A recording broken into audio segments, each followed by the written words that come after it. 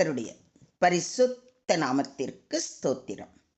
இன்றைய நாளின் தியானத்திற்கென்று தெரிந்து கொள்ளப்பட்ட வேத வசனம் உபாகமம் புத்தகம் 33 அதிகாரம் 27 வசனம். உபாகமம் 33:27.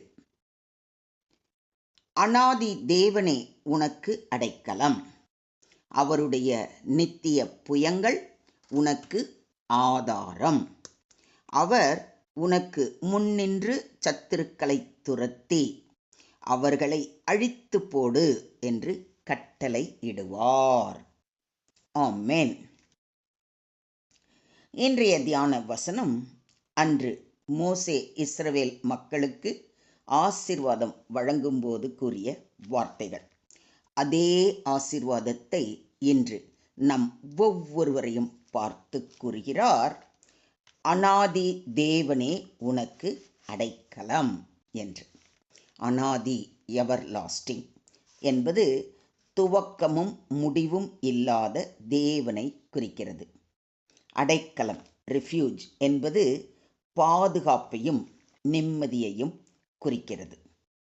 இஸ்ரவேலருக்கு மட்டுமல்ல, தேவனை சார்ந்தவர்களுக்கு அவரே நம்பிக்கையான அரணாக இருக்கிறார். அவருடைய நித்திய புயங்கள் உனக்கு ஆதாரம். நித்திய புயங்கள், எவர்லாஸ்டிங் ஆர்ம்ஸ் என்பது தேவனுடைய வல்லமையை, சாமர்த்தியத்தை குறிக்கிறது. தேவன் நம்மை தூக்கி எடுக்கும் கரங்கள் என்றும், நாம் விழுந்தால் உன்னத இடத்திற்கு உயர்த்தும் கரங்கள் என்றும் பொருள். என் நீதியின் வலது கரத்தினால் உன்னை தாங்குவேன் என்று ஏசாயா தீர்க்கதரிசி மூலம் நமக்கு வாக்களித்திருக்கிறதை நினைவில் கொள்ளுங்கள். அவர் உனக்கு முன்னின்று சத்துருக்களை துரத்தி என்று சொல்லப்பட்டிருப்பதை கவனியுங்கள். தேவன் முன் செல்பவர், நம்மை வழி நடத்துபவர். தேவன் நம்மை சத்துருக்களிடம் இருந்து காப்பாற்றி அவர்களை விரட்டுபவர். அவர்களை அழித்து போடு என்று கட்டளையிடுவார் என்று சொல்லப்பட்டிருப்பதையும் கவனியுங்கள். தேவன் தமது மக்களை பாதுகாக்க, அவரது பகைவர்களை அழிக்க கட்டளை இடுவார். இது நீதியை குறிக்கும். தேவன் தீமையை துடைத்து நீக்குவார். உன் பக்கத்தில் 1000 பேரும் உன் வலது புறத்தில் 10,000 பேரும் விழுந்தாலும் அது உன்னை அணுகாது. உன் கண்களால் மாத்திரம் நீ அதை பார்த்து துன்மார்க்கருக்கு வரும் பலனை காண்பாய் என்று ஆண்டவர் வாக்களிப்பதை சங்கீதம் 91:7-8 வசனங்களில் வாசிக்கிறோம். நான் கர்த்தரை நோக்கி, நீர் என் அடைக்கலம், என் கோட்டை, என் தேவன், நான் நம்பியிருக்கிறவர் என்று சொல்லுவேன் என்று சங்கீதக்காரன் சொல்வதிலிருந்து தேவன் பாதுகாப்பான கோட்டை என்பது புரிகிறதல்லவா?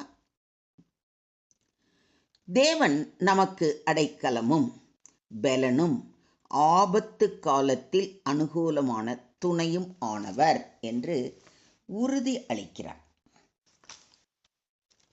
கர்த்தர் உங்களுக்கு முன்பாக பெரியவைகளும் பலத்தவைகளுமான ஜாதிகளை துரத்தி இருக்கிறார். இந்நாள் மட்டும் ஒருவரும் உங்களுக்கு முன்பாக நிற்கவில்லை.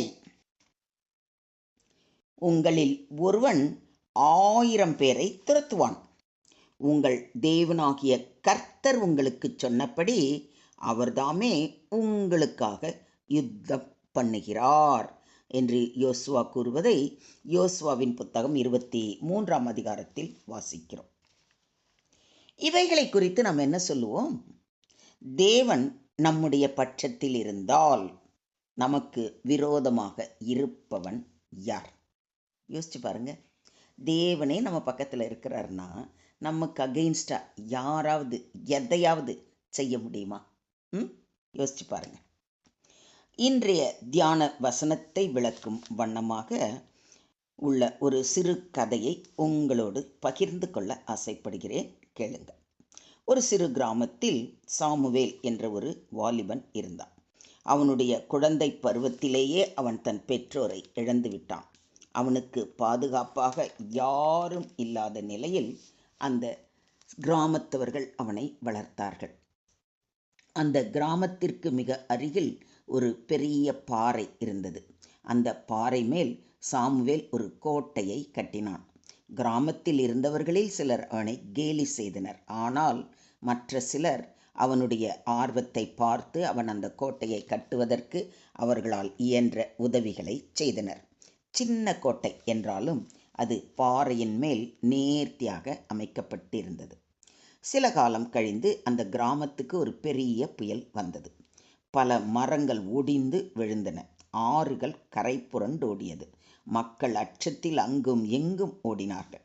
சாமுவேல் உடனடியாக அவனோடு இருந்த மக்களை அழைத்து கொண்டு பாறை மீது கட்டியிருந்த கோட்டைக்குள் நுழைந்தான். அவனுக்கு உதவி செய்த அனைவரும் அந்த கோட்டைக்குள் தஞ்சம் புகுந்தனர். கோட்டை மட்டும் எந்த காற்றுக்கும் மழைக்கும் இடிக்கப்படவில்லை. அதற்குள் சென்ற மக்கள் பாதுகாப்பாக இருந்தார்கள். சாமுவேலோ அந்த கோட்டைக்குள் ஒரு ஓரத்தில் தேவனை நினைத்து அழுது கொண்டே, தேவா, நீயே எங்களுக்கு அடைக்கலமாக இரும், இந்த புயலில் இருந்து எங்களை காப்பாற்றும் என்று வேண்டிக் கொண்டே இருந்தான். அந்த இரவு கடுமையானதாக இருந்தாலும் காலையில் சூரியன் உதிக்க கிராமத்துக்கு வெளியே இருந்தவர்கள் பெரும் சேதம் அடைந்திருந்ததை கண்டனர். ஆனால் கோட்டைக்குள் இருந்தவர்கள் உயிருடன் பத்திரமாக இருந்தனர். இந்த கோட்டை தேவனை சுட்டி காட்டுகிறது. நாம் எந்த பெரும் புயலையோ காற்றையோ சந்தித்தாலும் நாம் அவருக்குள் ஒளிந்தால் நம்மை எதுவும் அழிக்க முடியாது. அதாவது அனாதி தேவனே நமக்கு அடைக்கலம். அவருடைய நித்திய புயங்கள் நமக்கு ஆதாரம். இதை விசுவாசிக்கிறீங்களா? இன்றைய தியான வசனம் நமக்கு கற்றுக் கொடுக்கும் பாடம், முதலாவது, இன்றைய தியான வசனம் நம்மை உற்சாகப்படுத்தும் ஒரு வாக்கு தத்தம். தேவன் நித்தியமானவர். அவருடைய கரங்கள் நம்மை ஆதரிக்கும். அவர் நமக்காக போராடி வெற்றி அளிப்பார். ஆகவே எந்த சிரமத்திலும் அவரை அடைக்கலமாக கொண்டால் நாம் பாதுகாப்பாக இருப்போம். நம்முடைய வாழ்க்கையில் எந்த புயலும் வரலாம். அதாவது பிரச்சனைகள், சோதனைகள், எதிரிகள், இவைகள் தான் புயலை போல நம்மை நோக்கி வரும். ஆனால் தேவனே நமக்கு அடைக்கலம் என்று அவருக்குள் ஓடி அவரையே உறுதியாக பற்றி கொண்டால் நாம் பாதுகாப்பாக இருப்போம். நம்முடைய விசுவாசத்திலே உறுதியாய் நின்றால் தேவன் நமக்கு முன்னே சென்று வெற்றி அளிப்பார். இதையும் விசுவாசிக்கிறீங்கல்ல? தேவனாகிய கர்த்தர் சூரியனும் கேடகமும் ஆனவர். கர்த்தர் கிருபையையும் மகிமையையும் அருளுவார். எனவே இன்றே அவர் பாதம் அமர்ந்து அவரது வார்த்தைகளை அனுதினமும் வாசித்து அவரே நம்மை பாதுகாக்கும் அரணான கோட்டை என்பதை உறுதியாக பற்றி கொண்டு அவருடைய புயங்கள் நம்மை வலுவாக பற்றி கொண்டு நாம் விழுந்து விடாதபடி காக்கும் என்ற உற்சாகத்தோடு அவர் பாதம் பணிவோம். அவரே அனாதி தேவனாய் நமக்கு நித்திய காலமாய் நமக்கு ஆசீர்வதித்து பாதுகாப்பாக அரவணைத்து காத்து ரட்சிப்பாராக. தேவனுக்கே மகிமை உண்டாவதாக. ஆமேன், ஆமேன், ஆமேன்.